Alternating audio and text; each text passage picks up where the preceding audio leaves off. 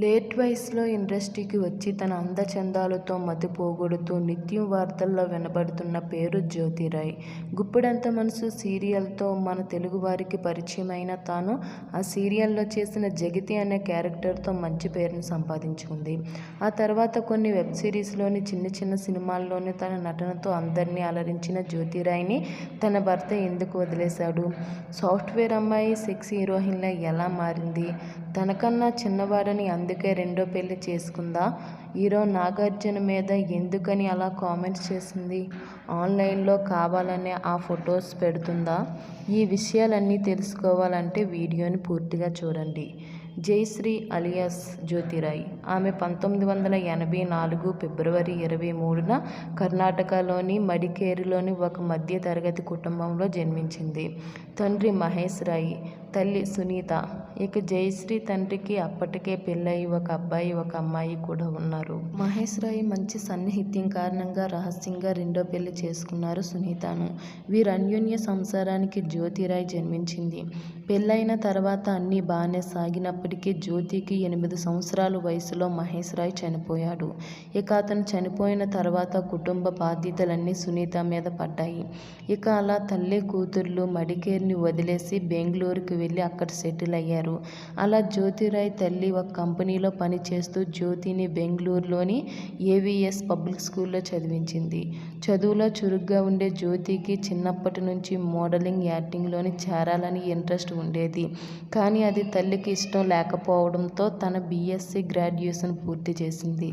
ఇక అలా జాబ్ కోసం ట్రై చేస్తున్న జ్యోతిరాయ్ బెంగళూరులోని ఈమెకు ఏఎస్ఎన్ సూర్ అనే కంపెనీలో జాబ్ వచ్చింది. దీంతో 2007లో తన తల్లితో కలిసి బెంగళూరుకి వెళ్ళి అక్కడ సెటిల్ అయ్యారు. ఇక అలా జ్యోతి జాబ్ చేస్తున్నప్పుడే తన తల్లి కూతురికి పెళ్లి చేయాలని సంబంధాలు వెతికే క్రమంలో పద్మనాభ అనే నెట్వర్క్ ఇంజనీరింగ్గా పనిచేసే అబ్బాయి కుటుంబంతో పరిచయం ఏర్పడింది జ్యోతి తల్లికి. పద్మనాభ క్యారెక్టర్ బాగా నచ్చింది. 2008లో వీరిద్దరికీ ఘనంగా పెళ్లి జరిపించింది. దీంతో జ్యోతిరాయ్ సినిమాల్లో యాక్ట్ చేయాలనే ఆశలకి ఫుల్ స్టాప్ పడిందనే చెప్పవచ్చు.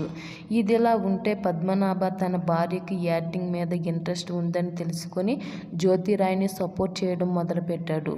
దీంతో ఒకవైపు జాబ్ చేస్తూ మరోవైపు సినిమాల్లో ట్రై చేయగా 1 సంవత్సరం మొత్తం ట్రై చేసినా ఎటువంటి ప్రయోజనం లేకపోవడంతో సీరియల్స్లో ట్రై చేయడం మొదలుపెట్టింది. అలా ట్రై చేసే క్రమంలోనే బందే భరతవ కాల అనే సీరియల్లో జ్యోతికి చిన్న పాత్ర చేసే ఛాన్స్ వచ్చింది. ఇక ఆ సీరియల్లో కో డైరెక్టర్గా పనిచేస్తున్న విను అనే వ్యక్తి జ్యోతి అందానికి ఫిదా అయి ఆమెతో పెరిగిన పరిచయం కారణంగా తాను తీయబోయే జోగుల అనే సీరియల్లో జ్యోతికి హీరోయిన్గా అవకాశం ఇచ్చాడు. అలా సీరియల్ షూటింగ్ జరిగేటప్పుడే అతను జయశ్రీగా ఉన్న ఈమె పేరును జ్యోతిరాయ్గా మార్చడం జరిగింది. ఇక ఆ సీరియల్ రిలీజ్ అయి హిట్ అవ్వడంతో జ్యోతిరాయ్కి మంచి గుర్తింపు వచ్చింది. దీంతో తను చేస్తున్న జాబ్కి రిజైన్ చేసి తన దృష్టిని పూర్తిగా యాక్టింగ్ వైపు మళ్లించింది.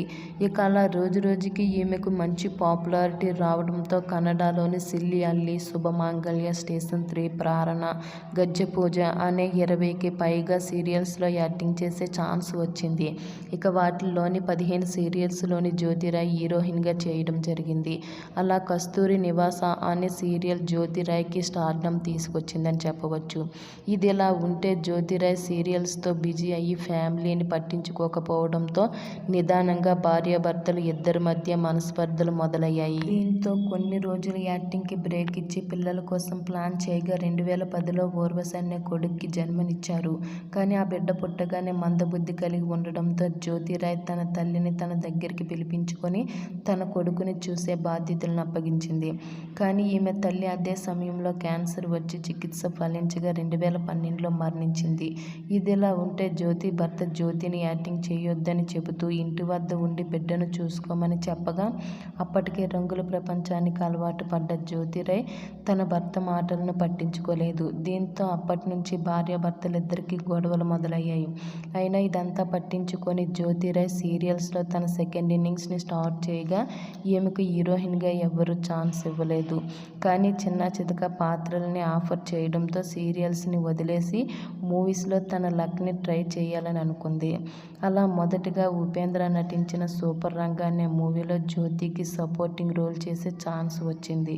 అలా మూవీ రిలీజ్ అయ్యి ఈమె పాత్ర అంతలా గుర్తింపు రాకపోయినా జ్యోతి అందము మరియు గ్లామర్ను కొంతమంది అప్కమింగ్ డైరెక్టర్స్ సుందరాం గజానన్, గంగదడ్ గుడి, మకిని మహేష్, సప్లయర్ శంకర్ అనే మూవీస్లో జ్యోతిరాయ్కి మెయిన్ లీడ్గా చేసే ఛాన్స్ ఇచ్చారు. ఇక ఈ మూవీస్ అన్నీ బ్యాక్ టు బ్యాక్ రిలీజ్ అయి ఫ్లాప్ అవడంతో వీటి ద్వారా జ్యోతిరాయ్ కెరియర్కి ఎటువంటి ప్రయోజనం కలగలేదు. ఇదిలా ఉంటే సినిమా ఇండస్ట్రీ గురించి పూర్తిగా తెలుసుకున్న జ్యోతి భర్త ఎన్నిసార్లు సినిమాల్లో నటించొద్దని చెప్పినా జ్యోతి మాత్రం అతని మాటలు పట్టించుకోకుండా కొన్ని మూవీస్లో హీరోయిన్గా యాక్టింగ్ చేయడంతో 2018 నుండి వీరిద్దరూ దూరంగా ఉంటూ వచ్చారు. ఇక పర్సనల్ లైఫ్ కన్నా ప్రొఫెషనల్ లైఫ్కే ఎక్కువ ప్రయారిటీ ఇచ్చిన జ్యోతి తన మకాన్ని హైదరాబాద్కి మార్చేసి తెలుగులో ఛాన్సుల కోసం ట్రై చేయడం మొదలుపెట్టింది. అలా మొదటగా కన్యాదానం అనే సీరియల్లో చిన్న పాత్రలో పోషించి ఛాన్స్ వచ్చింది. ఆ పాత్ర వల్ల ఎటువంటి గుర్తింపు రాలేదు.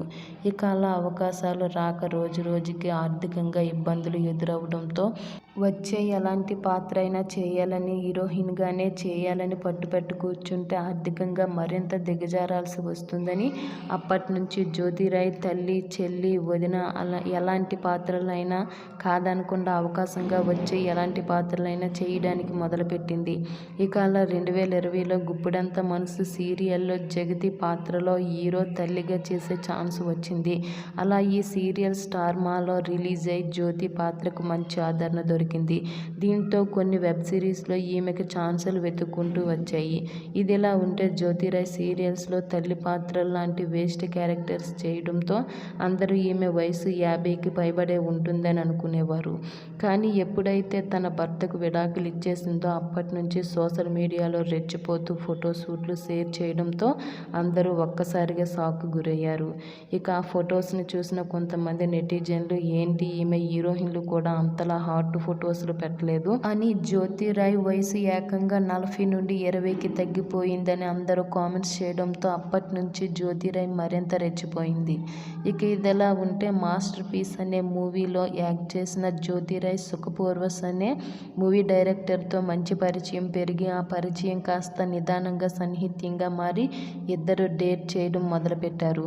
ఇక సుఖపూర్వస్ అలియాస్ సురేష్ కుమార్ 2021లో శుక్ర అనే మూవీని డైరెక్ట్ చేయగా ఆ మూవీ రిలీజ్ అయి అంతలా ఆడలేదు. ఇక తర్వాత మాట రాని మౌనం అనే మూవీ చేసిన ఆ మూవీ రిలీజ్ అయి ఇలా వచ్చి అలా వెళ్ళిపోయిందని చెప్పవచ్చు. ఇక అరిసిరెడ్డి జ్యోతిరాయ్ మెయిన్ లీడ్స్గా పెట్టుకొని మాస్టర్ పీస్ అనే మూవీని స్టార్ట్ చేయగా ఆ మూవీ షూటింగ్ సమయంలో జ్యోతిరాయ్ ప్రాబ్లమ్స్ని అర్థం చేసుకున్న సుఖపూర్వస్ డైరెక్టర్ మరింత దగ్గరయ్యాడు. ఇక అలా ఆర్టిజంతో బాధపడుతున్న జ్యోతి కొడుకుని పూర్వస్ తన సొంత కొడుకులాగా భావించడంతో వీరిద్దరి మధ్య మంచి అండర్స్టాండింగ్ పెరిగి 2023లో జ్యోతిరాయ్ సుఖపూర్వస్ పెళ్లి చేసుకుని వాటికి సంబంధించిన పిక్స్ని కూడా సోషల్ మీడియాలో షేర్ చేశారు. జ్యోతిరాయ్ చాలా ట్రోల్స్ని ఎదుర్కోవాల్సి వచ్చింది. అలా కొంతమంది జ్యోతిరాయ్ని విమర్శిస్తూ మొదట్లో ఇండస్ట్రీకి వెళ్లేందుకు సపోర్ట్ చేసిన భర్తని, బిడ్డని వదిలేసి యాక్టింగ్ డైరెక్టర్ దొరికాడని పెళ్లి చేసుకుంటావా, వయసుకు తగ్గ పనులు చెయ్యి అంటూ విమర్శించడం మొదలుపెట్టారు. అయినా వాటన్నిటినీ పట్టించుకొని జ్యోతిరాయ్ అటు మూవీస్లోనూ ఇటు వెబ్ సిరీస్లోనూ యాక్టింగ్ చేస్తూ సోషల్ మీడియాలో కూడా బిజీ అయ్యింది. ఒకవైపు హాట్ ఫొటోస్లో, మరోవైపు పెళ్లి పేరుతో షాక్ ఇచ్చిన జ్యోతిరాయ్ మరోసారి బుల్లితెర ప్రేక్షకులకు షాక్ ఇవ్వబోతున్నట్టు తెలుస్తుంది. ఇక బిగ్ బాస్ సీజన్ 8 మొదట్లో పెద్దగా పరిచయం లేని కంటెస్టెంట్లతో సాగింది. ఇక జనం కూడా ఏదో డైలీ సీరియల్ చూసినట్లు ఈ షోను చూశారే తప్ప అంతలా ఇంట్రెస్టింగ్గా అనిపించలేదు. ఇక అందుకు టీఆర్పీ కూడా చాలా పడిపోవడంతో వైల్డ్ కార్డు ద్వారా ముందుగా రీతు చౌదరిని తీసుకురావాలనుకున్నా అదే కేటగిరీలో విష్ణుప్రియ ఉండడంతో ఆమె వచ్చినా ఎటువంటి యూజ్ ఉండదని అటు స్మాల్ స్క్రీన్తోనూ పాటు సోషల్ మీడియాలో పాపులారిటీ ఉన్న జ్యోతిరాయ్ని తీసుకొచ్చారు. అందుకు జ్యోతిరాయ్ రోజుకు 20,000 రూపాయలు అడగ్గా బిగ్ బాస్ టీంకి వేరే దారి లేక ఒప్పుకోవడంతో next Jyothi Rai wild card entry ద్వారా మన ముందుకు వచ్చింది. ఇక సోషల్ మీడియాలో లాగా తన అందచందాలతో బిగ్ బాస్ ప్రేక్షకులను ఆకట్టుకుంది. ఓకే ఫ్రెండ్స్, ఈ వీడియో నచ్చితే లైక్ చేయండి, మా ఛానల్ని సబ్స్క్రైబ్ చేసుకోండి.